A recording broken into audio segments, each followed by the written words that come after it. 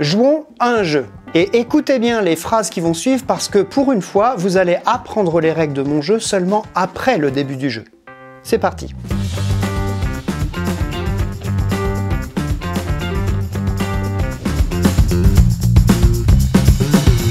Ça vous dit de gagner de l'argent sans rien changer à vos habitudes? Eh ben bonne nouvelle, une fois n'est pas coutume, le partenaire de cette vidéo ne va pas vous faire dépenser de l'argent, mais vous en faire gagner. Messieurs, dames, je vous présente iGraal.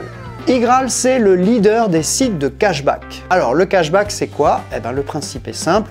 Quand vous faites un achat via le site, l'appli ou l'extension, le service touche une commission des marchands et en redistribue une partie aux membres. En d'autres termes, si vous faites un achat en ligne sur l'un des 1600 sites partenaires, par exemple il y a Cdiscount, Hotel.com, Carrefour, Sephora, Nike, tout ça, iGraal vous reverse une partie du montant sous forme de cashback. En gros, c'est un peu comme le principe des cartes de fidélité, vous voyez. Et dès que le montant atteint 20 €, là vous récupérez la cagnotte. C'est gratuit, c'est sécurisé, vous pouvez cumuler le cashback avec des codes promo et les soldes, et le mieux, c'est que ça ne change rien à vos habitudes. Vous achetez ce dont vous aviez de toute façon besoin, mais cette fois vous récupérez de l'argent au passage. Et sans faire attention, un jour vous regardez votre cagnotte et vous vous rendez compte que petit à petit vous avez cumulé assez de cashback pour vous faire un petit plaisir. Alors comment ça marche? Eh bien si vous passez par l'ordi, il suffit d'installer l'extension iGraal sur votre navigateur et au moment d'un achat, vous avez une petite notif quand un site propose du cashback. En un clic, vous l'activez et le tour est joué. Franchement, c'est devenu un réflexe et en quelques semaines, j'avais déjà assez pour me faire un resto, offert par mes achats en ligne, que j'aurais de toute façon fait sans iGraal. Et si vous voulez tester, bah c'est le moment. Jusqu'au 7 mai, c'est les French Days. En plus des hausses de cashback pendant cette période, iGraal vous offre 10 € à l'inscription si vous passez par le lien dans la description ou bien en scannant le QR code qui s'affiche en ce moment sur l'écran. 10 € à l'inscription sans même faire le moindre achat. Est-ce que c'est pas le meilleur moment pour faire des économies? Donc, un grand merci à iGraal de soutenir la chaîne en étant partenaire de cette vidéo. Quant à moi, je vous souhaite un bon épisode avec aujourd'hui, vous allez le voir, un petit jeu sympa.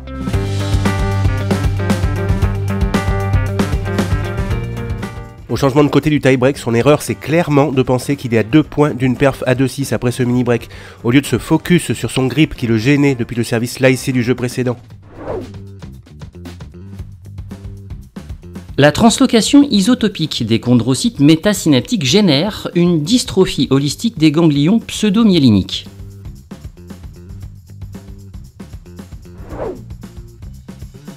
La politique monétaire non conventionnelle a créé une asymétrie d'information sur les marchés de change, ce qui a de facto induit une volatilité systémique dans les taux d'intérêt et une surévaluation des actifs.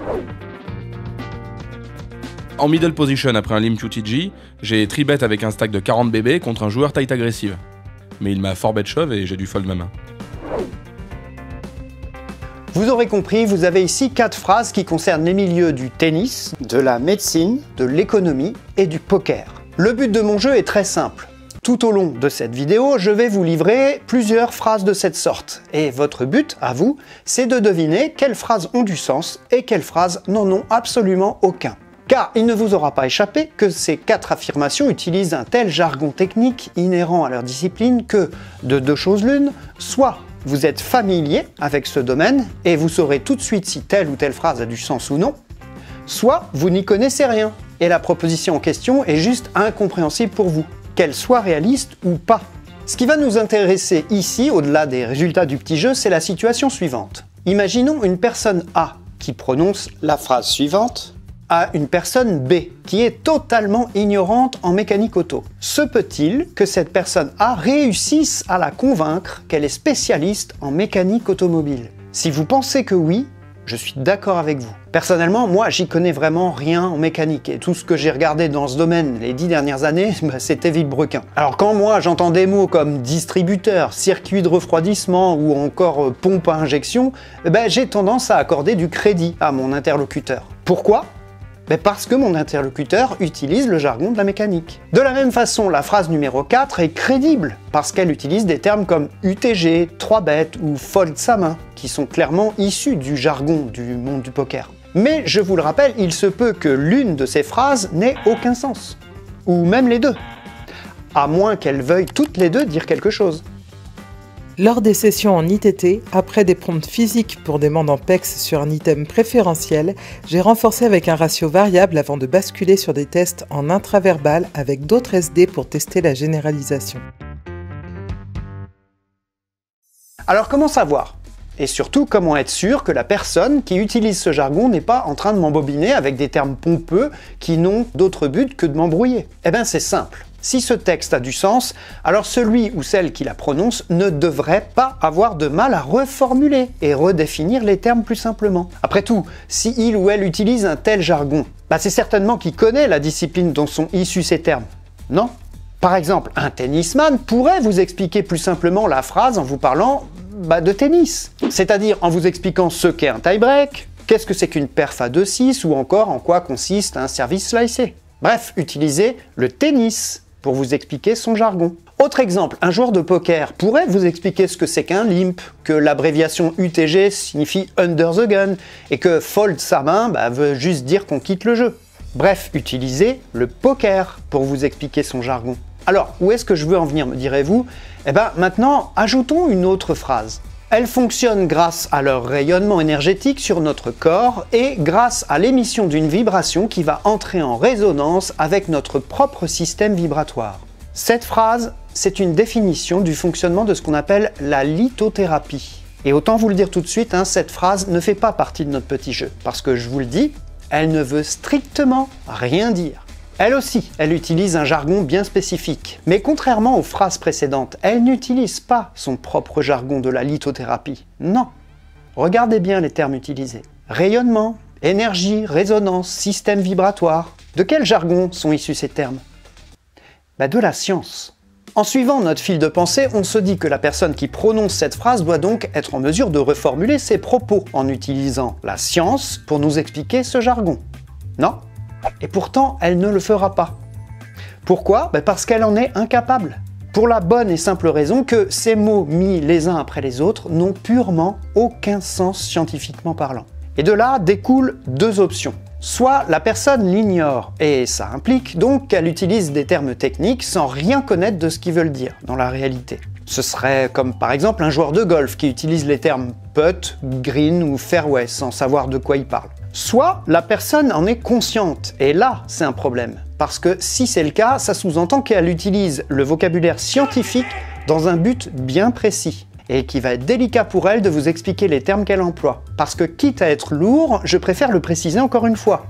Soit le texte a du sens et auquel cas ça ne devrait pas être un problème pour celui qui le prononce de reformuler son idée de façon plus compréhensible, soit il n'en a pas. Et dans ce cas-là, c'est tout à fait normal de ne pas le comprendre. Dans tous les cas, ça ne devrait pas être à l'auditeur de faire l'effort de donner du sens au texte. Je fais mes samples pour la Fluo X dans l'US 1025 et bim, elle est recoupée par une réutilisation de Sepp Mero. 2 sujets au pied d'un 3e, mobilier absent, que de la faune, aucune idée de qui est quoi. Faut espérer que les anthropos puissent identifier les caractères discrets au moins pour la filiation, mais vu l'état des eaux et sans être paléopato, ça pue l'épidémie.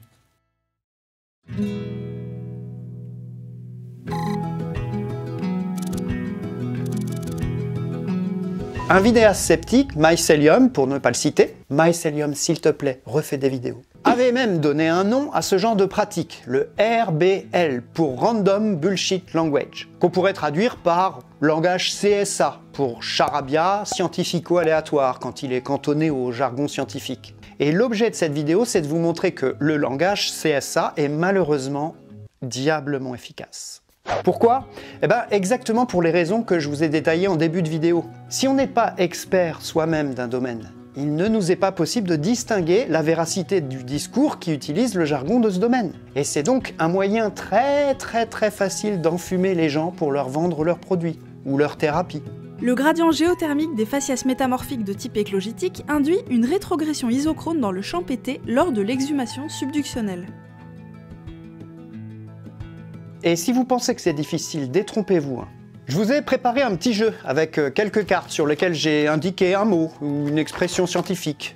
Alors on va mélanger ces cartes et en les tirant au hasard, là devant vous, sans aucun montage, je peux vous défendre scientifiquement la lithothérapie par exemple. Je vais donc, sous vos yeux ébahis, battre les cartes et défendre dès à présent la lithothérapie en vous disant que L'énergie quantique dégagée par les pierres permet d'assimiler leur fréquence vibratoire et dégager ainsi leur énergie qui rayonne dans une hyperdimension et nous transmettre leur biodiversité moléculaire grâce à un rayonnement anthropique, par exemple. Mais tout ça, ça marche aussi très bien avec la radiesthésie, hein. Je peux très bien vous parler de la radiesthésie qui consiste à utiliser la bioénergie des baguettes afin de pratiquer une décohérence quantique de l'eau et provoquer une restructuration anthropique et capter l'énergie moléculaire de l'eau qui fera bouger le pendule dans une hyperdimension vibratoire, ce qui permettra de retrouver notre harmonisation corporelle. Voilà, ça c'est la radiesthésie. Ou encore un dernier exemple, juste pour rigoler comme ça, vous voyez je bats les cartes parce que je vais aussi avec ces cartes vous démontrer les bienfaits de la dramatothérapie qui consiste à pratiquer une décohérence visuelle et libérer l'énergie anthropique grâce aux fréquences audiovisuelles et quantiques et qui permettent de rentrer en résonance avec le champ énergétique de votre image et vous apporter une harmonisation à travers l'hyperdimension vibratoire, ce qui permet d'augmenter votre bioénergie.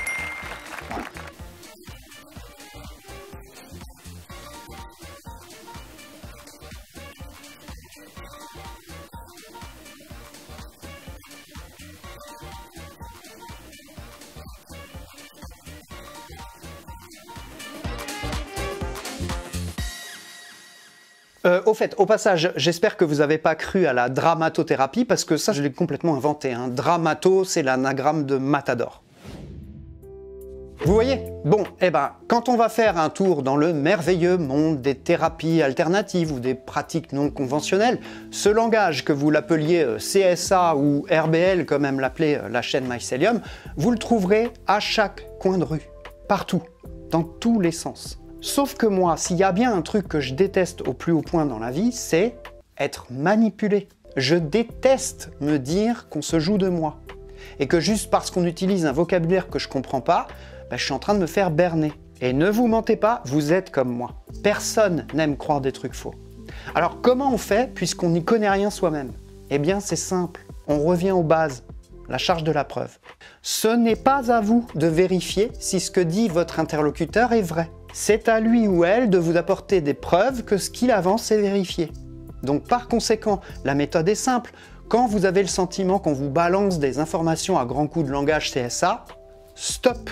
Arrêtez votre interlocuteur et demandez-lui de reformuler. Si vous parle, je sais pas moi, de recharger vos énergies, demandez-lui de définir le mot énergie. Et alors que la définition est très claire hein, pour n'importe qui maîtrise un tant soit peu le vrai langage de la science, l'énergie, c'est la grandeur physique qui détermine la capacité à fournir un travail, qu'il soit mécanique ou chimique. C'est tout. Et vous allez voir hein, que plutôt que vous donner une définition claire et nette comme celle-là, la personne va repartir dans une longue explication en langage CSA. Exactement comme j'aurais pu le faire avec le petit jeu précédent. L'énergie, c'est l'harmonisation des fréquences de notre taux vibratoire. Procéduralement, des haltes analogiques uniques ou numériques expérimentaux peuvent être téléversés par Internet en TCP/IP via extranet à bande intégrée et téléchargés ensuite. Alors vous allez me dire, est-ce que c'est si grave au final? Et au-delà du désagrément de croire à des trucs faux, est-ce qu'il y a vraiment un préjudice? Après tout, si consulter ce médium me fait du bien. Eh bien, dans une étude de 2007, le chercheur anglais Mike Baum met en évidence que non. Même si vous pouvez penser le contraire, ces choses fausses auxquelles on croit ne nous procurent pas forcément le bien qu'on leur prête. Dans le cas des thérapies non conventionnelles, qui sont parfois proposées en complément du traitement, l'auteur indique qu'elles peuvent interagir avec les traitements de façon négative et diminuer leurs effets propres. D'après lui, elles constituent un gaspillage de ressources précieuses et elles subvertissent la science tout en insultant l'intelligence. Toujours d'après cette étude, les remèdes à base de plantes peuvent eux aussi interagir de façon néfaste avec des traitements médicamenteux traditionnels. Dans cet article de 2006, un homme de 30 ans est sujet à de graves douleurs au cou. suite à une réaction à un traitement acupuncture. Et encore là, je parle que des patients, hein, mais n'oublions pas que derrière, il y a aussi des praticiens, des gens qui font parfois payer leurs consultations. Et encore une fois, pardon, hein, mais moi je ne veux pas dépenser des centaines d'euros pour quelque chose qui, en plus d'être inefficace, peut se révéler dangereux. Alors, encore une fois, comment faire? Eh bien, soyons vigilants. N'acceptons plus ces pratiques du langage charabia scientifico-aléatoire ou random bullshit language. Quand on commence à vous parler de circulation d'énergie ou de force vibratoire ou entre en résonance avec le champ énergétique, soyez sur vos gardes. N'acceptons plus ces discours prémâchés. Exerçons notre esprit critique et mettons nos interlocuteurs face à leur propre ignorance. C'est la crédulité globale de la population qui est en jeu. Allez, je vous laisse avec les résultats du petit jeu. Dites-moi votre score en commentaire, hein. On verra combien d'entre vous ont réussi à démêler le vrai discours du langage CSA. Et plus que jamais, ne prenez pas de risques, calculez-le.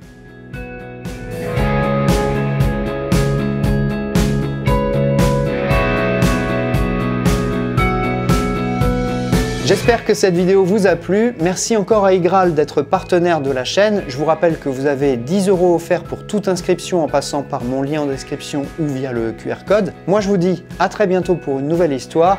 D'ici là, ne prenez pas de risques, calculez-le.